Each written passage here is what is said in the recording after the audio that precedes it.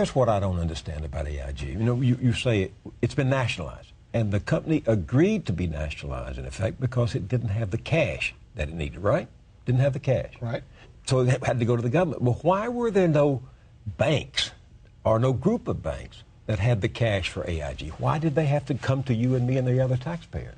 Well, right about now, banks are also in a very difficult spot with their capital. They, too, have absorbed enormous losses from mortgage-related securities, commercial real estate. They, too, are facing capital crunches. And so they need to shore up their capital base themselves. But I think they could have done it if they'd had confidence that AIG was a good candidate for a bailout. How does this compare to the last big scandal like this, in which after the savings and loan industry imploded, the taxpayer had to come riding to the rescue with billions of dollars to clean up the mess? Is this any way comparable to that?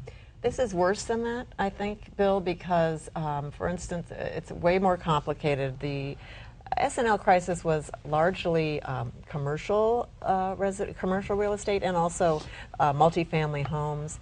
This crisis we're in now is single homes, one by one by one by one. Very difficult to buy up all those assets and then sell them. And besides which, it is monumentally bigger. Yeah. Well, one of the interesting things that's going to be happening is the government now is going to have to decide for an awful lot of homeowners, do we kick you out of your house? Mm-hmm. Fannie and Freddie have guaranteed and therefore effectively own many, many $1 billion worth of mortgages. Trillion, yes. And it'll be up to them to decide, do we restructure this mortgage, do we give you a concession, or do we tell you to go away? The FDIC, which has taken over IndyMac, which was a large, irresponsible lender, is making those decisions right now on mortgages issued by IndyMac that IndyMac still owned. So, yeah, it's similar to the S&L crisis. It's also similar. The S&L crisis, of course, became immensely larger because the government, principally the Congress, found ways to postpone it. They changed rules of accounting so that people wouldn't have to recognize losses and they could earn their way out of the situation. Well, surprise, they simply lost their way into a bigger problem. And there's a great temptation to do that now. We're seeing lots of pressure to relax accounting rules for banks so they won't have to fess up that they're underwater, and maybe somehow they'll be above water if we give them some time. And maybe they will be, and maybe they'll be a little farther under. Yeah, I don't know two reporters who've tried harder to understand this, but let me ask you to take off your journalist hat for a moment. You both obviously have some pension or retirement plan at the New York Times. Are you scared? I'm actually sick about it.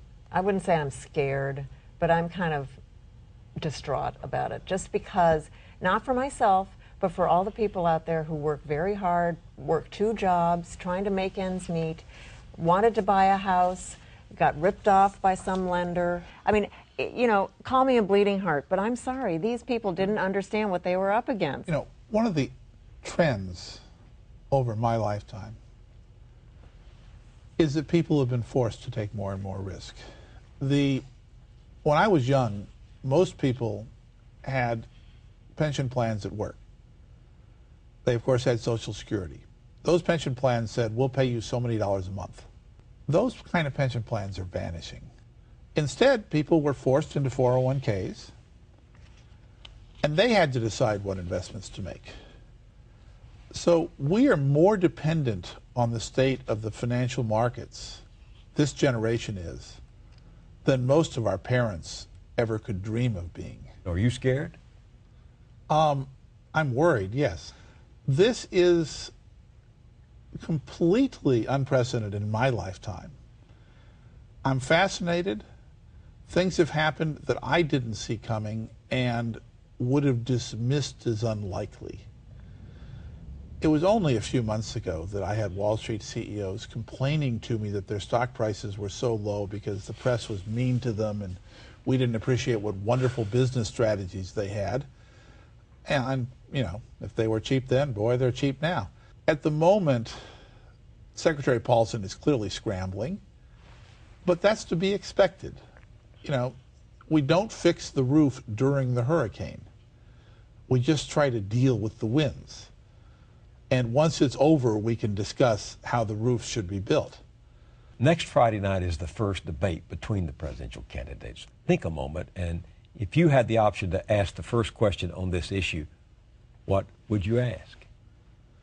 I'd like to know just what John McCain has in mind when he talks about reforming Wall Street.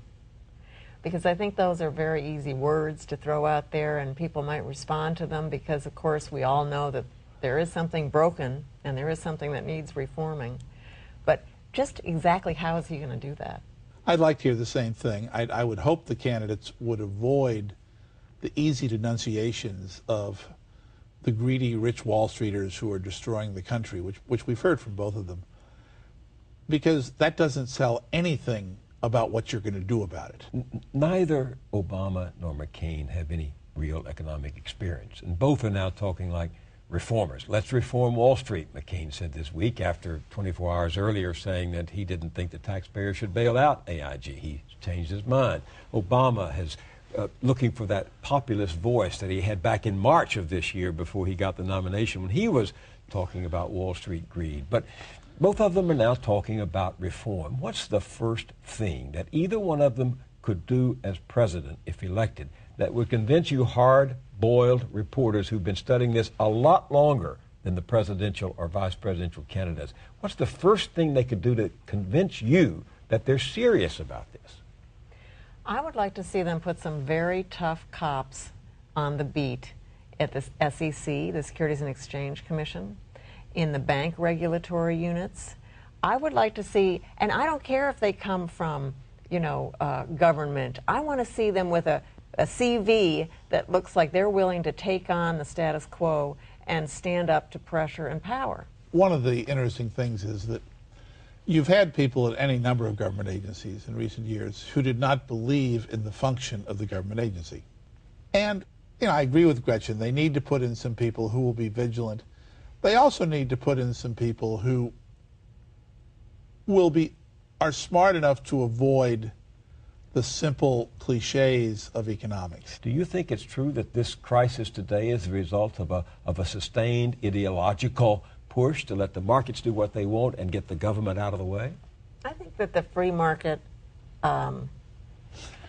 idea, the free market sort of constant mantra that it would bail everybody out or it would operate in such a smooth fashion you don't need the government was absolutely behind, the last 10 to 15 years of what we've seen. And I think that we now seriously need to question that, and I'm very glad that if this crisis does anything, it will question that. I feel like we're kind of lurching from problem to problem, lurching from bailout to bailout. I just feel we're shooting from the hip.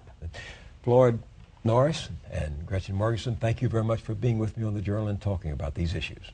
Thank you. Thanks, Bill.